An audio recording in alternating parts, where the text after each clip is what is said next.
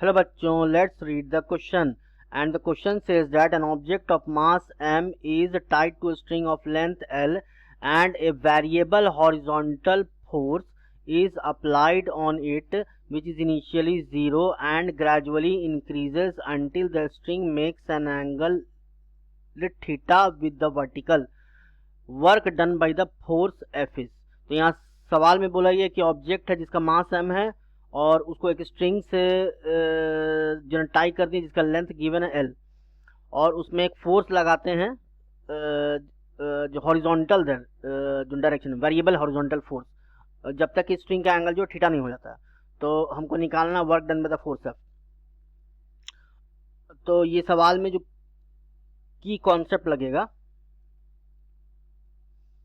कि कॉन्सेप्ट वो है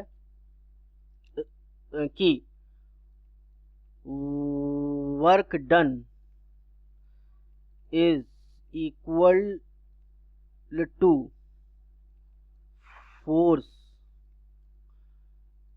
मल्टीप्लाइड बाय डिस्प्लेसमेंट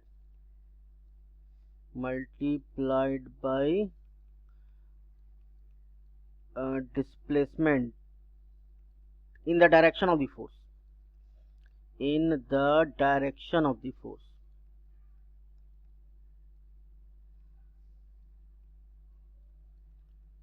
ठीक है। तो यहाँ वर्क डन क्या होता है? वर्क डन होता है फोर्स मल्टीप्लाइड बाय डिस्प्लेसमेंट, लेकिन जो डिस्प्लेसमेंट जो है किधर होना चाहिए?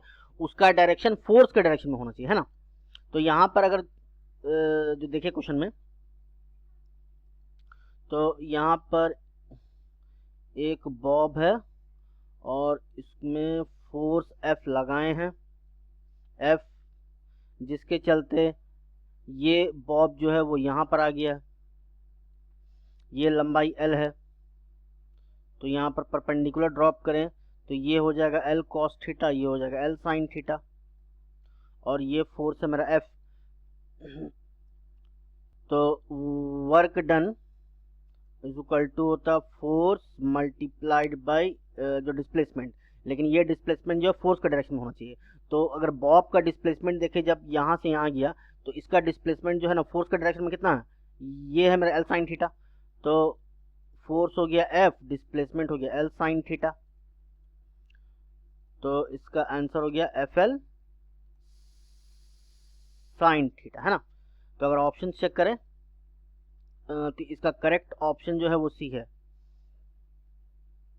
Hence the correct option is C.